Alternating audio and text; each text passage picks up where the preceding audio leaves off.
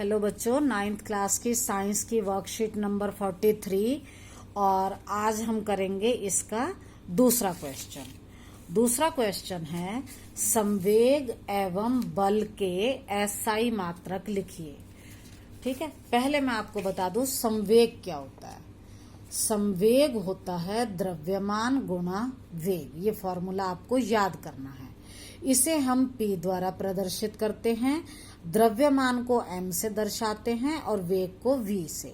तो ये हो जाएगा P बराबर mv। ये आपका संवेग का सूत्र है।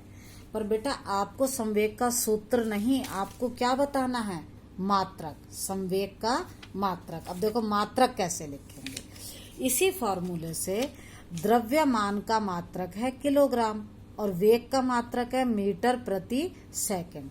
तो संवेग का मात्रक हो जाएगा यहीं से किलोग्राम मीटर प्रति सेकंड। ये आया संवेग का मात्रक। देखो अगर आपको फॉर्मूला याद है, संवेग था द्रव्यमान गुणा वेग। द्रव्यमान को लेते हैं किलोग्राम में, वेग को लेते हैं मीटर प्रति सेकंड में, तो संवेग का मात्रक हो जाएगा किलोग्राम मीटर प्रति सेकंड। ये आंसर है। ठीक है, फिर हमें निकालना है बल के एसआई मात्रक। बेटा एसआई होता है स्टैंडर्ड। देखो बल का सूत्र मैंने आपको पहले भी बताया है, बल बराबर द्रव्यमान गुणा त्वरण। ठीक है, अब द्रव्यमान को हम लेते हैं किलोग्राम में, त्वरण को लेते हैं मीटर प्रति सेकंड स्क्वायर में, तो बल का मात्रक हो जाएगा किलोग्राम मीटर प्रति सेकंड स्क्वायर। इसे हम 1 न्यूटन भी कहते हैं।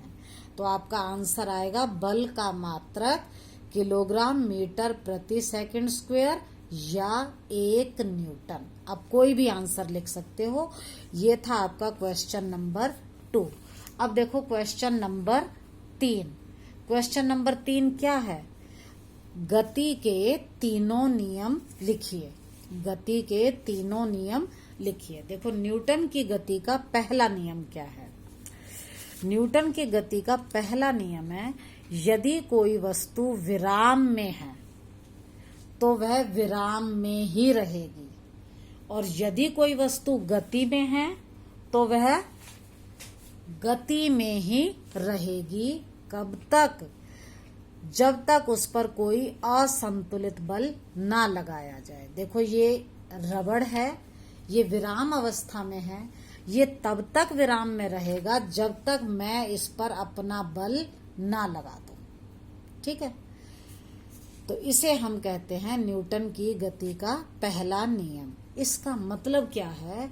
प्रत्येक वस्तु अवस्था परिवर्तन का विरोध करती है। मतलब विराम है तो वो गति में नहीं आना चाहती, और अगर गति में है तो वो विराम में नहीं आना चाहती, वो विरोध करती है। इसे हम जड़त्व का नियम भी कहते हैं।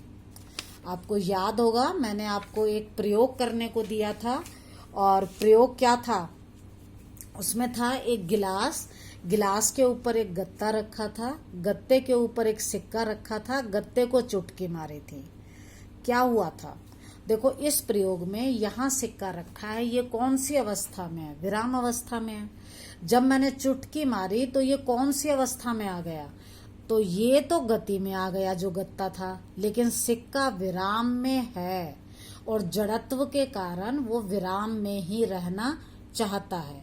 इसलिए वो कहाँ गिर गया? गिलास के अंदर, जिससे वो जहां था वहीं रहे। विराम में था, विराम में ही रहे, और गत्ता जो है वो दूर चला गया। तो ये था आपका जड़त्व।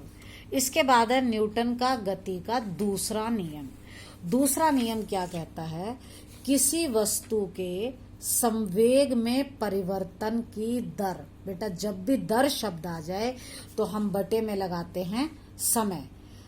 ये संवेग में परिवर्तन बटे समय।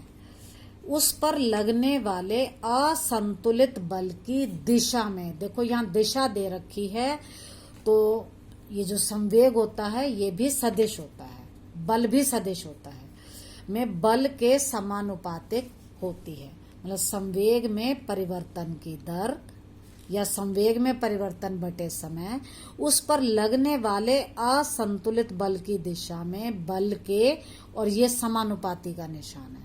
समानुपाती होती है। और आपको बल का सूत्र याद ही है, बल बराबर ma। अब आते हैं न्यूटन की गति के तीसरे नियम पर। तीसरा नियम क्या कहता है? जब एक वस्तु दूसरी वस्तु पर बल लगाती है, जैसे जब हम चलते हैं तो अपने पैर से जमीन के ऊपर बल लगाते हैं, तो दूसरी वस्तु भी पहली वस्तु पर वापस बल लगाती है। दूसरी वस्तु तो हम जो जमीन है वो हमारे पैर पर बल लगाती है। मैंने आपको पहले वर्कशीट में ये दिखाया था। ये दोनों विरोधी बल मात्रा में बराबर और विपरीत दिशा में होते हैं, हमेशा विपरीत दिशा में। जैसे जब हम चलते हैं तो हम क्या करते हैं? अपने पैर से जमीन को दबाते हैं। मान लो ये हमारा पैर है, ठीक है, और ये हमारी जमीन है, ठीक है। हम इस पैर से क्या करते हैं? जमीन के ऊपर एक बल लगाते हैं, ठीक है। और जमीन क्या करती है? वो हमारे पैर पर बल लगाती है और ये ऊपर को उठता है। तो ये बल विपरीत दिशा में है और बराबर हैं। तो ये न्यूटन की गति का तीसरा नियम है। आपका ये वाला प्रश्न भी हो गया, न्यूटन की ये गति के तीनों नियम। अब आते हैं न्यूटन गति के दूसरे नियम के कोई दो अनुप्रयोग लिखो। देखो, आपने पहली वर्कशीट में पढ़ा था न्यूटन की गति के दूसरे नियम के दो अनुप्रयोग। क्रिकेट मैच के दौरान आपने देखा होगा, जब गेंद को कैच करते हैं, लपकते हैं, तो खिलाड़ी हाथ को पीछे की तरफ करता है। ऐसा क्यों करता है? वो ऐसा करने से क्या होता है? वो समय बढ़ता है, और समय बढ़ेगा तो क्या होगा? बल का प्रभाव कम होगा, उसको चोट कम लगेगी, ठीक है। दूसरा है लंबी कूद या ऊंची कूद में खिलाड़ी का बालू या कुशन पर कूदना। देखो, अगर वो किसी सख्त चीज पर कूदेगा तो उसको चोट ज्यादा लगेगी। अगर वो कुशन गद्दे पर कूदेगा तो क्योंकि गद्दे के अंदर बीच में वो दब जाता है, उतनी देर में उसका समय बढ़ जाएगा और उसको चोट कम लगेगी। अगला प्रश्न है, जड़त्व को परिभाषित कीजिए। जड़त्व क्या है? वस्तु का वह गुण जिसके कारण वह अवस्था परिवर्तन का विरोध करती है, जड़त्व कहलाता है। जैसे जब आपने गिलास के ऊपर सिक्का रखा था तो सिक्के ने भी तो अवस्था परिवर्तन का विरोध किया था ना।